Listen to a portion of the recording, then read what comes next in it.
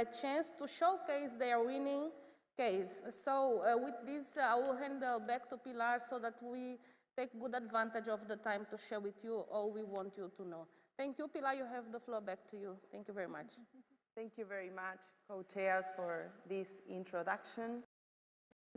And during this event today, we will be using Mentimeter. This app, this tool, will be used in order to interact with our audience here today, but also with our audience that is sharing the event in YouTube and also COP26 platform. So we would like to invite you to please go to menti.com. You will see the code in order to enter 95530916. We will start with a short icebreaker quiz. We would like to test today, in a way, your knowledge about the AC work, but also about adaptation under the convention and beyond. But please, no worries if you don't know any answer or if you have any doubt about the different questions that we are going to share with you. This is an opportunity for us, all of us, to learn together more about our work, and that's the main purpose of the meeting today. So, first of all, you will see the question on how many publications and bulletins has the AC issued in the last 5 years. I'm sure that we will be surprised with your answers. Thank you very much. We are having a lot of answers. You have a good faith in the adaptation committee work. That's a good signal from us. Indeed. Okay, so let me share with you that, well, the correct answer is the best one. So we had 25 publications and bulletins during the last 5 years. So this is good news on the work of the adaptation committee. Then I would like to move to the next question, if possible. That is, how many official meetings has the AC held the date? So let's see if you may consider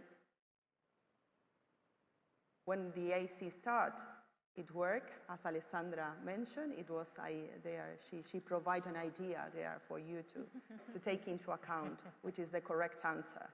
So we have 10, 14, 20, and 30. Let's see which is the winning choice. Good for all of you. I think you really know which are the official meetings of the AC. So we have 20 meetings, and we are very happy to have so far all these meetings. These fruitful meetings will had a lot of deliverables that we will have the opportunity to share with you today. The third question that we have for you before starting the conversation on the overview of the work of the last 5 years is, where was the first AC meeting held? This is a tricky one, let me tell you, because I think we all think it should be Bonn. Yeah, we always go to Bonn. So let's see which are your thoughts in terms of this.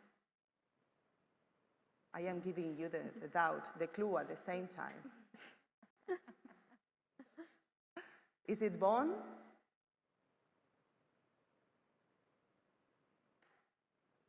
Okay, it's Bangkok, it's Thailand. So good news for the adaptation committee that we had the opportunity in the past to meet in another place, even though we love Bonn, of course.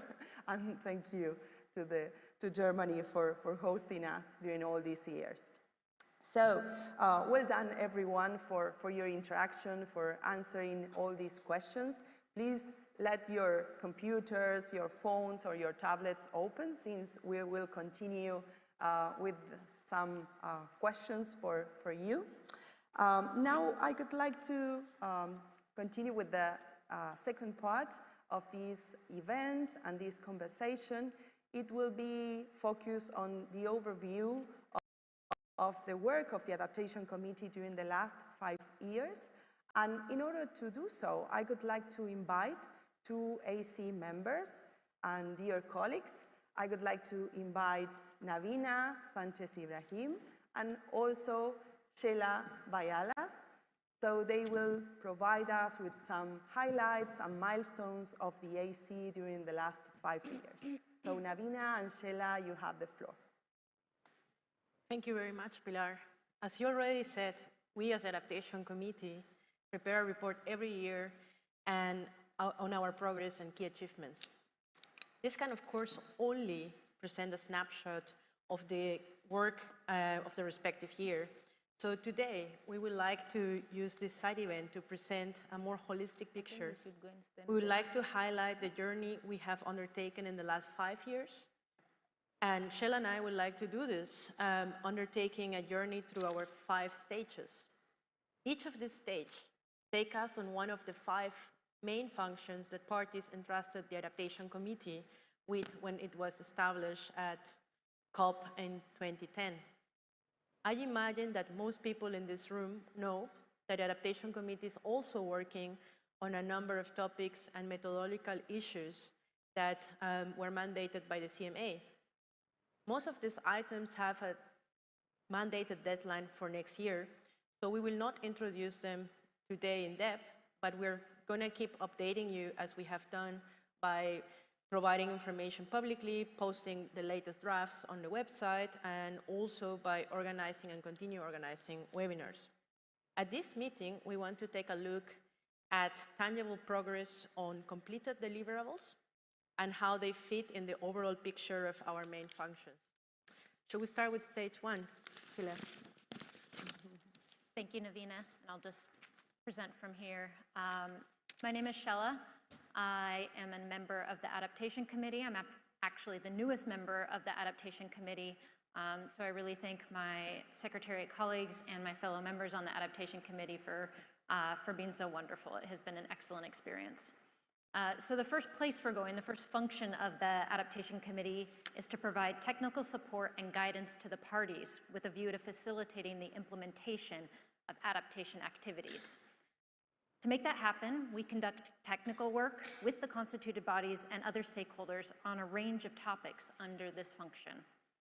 Our goal has been to not only produce single-use products on specific themes, but to take a broader and deeper examination of adaptation over the years. For example, in the area of national adaptation planning, our work is supported by the NAP Task Force. The task force includes members from other constituted bodies and representation from the financial mechanism.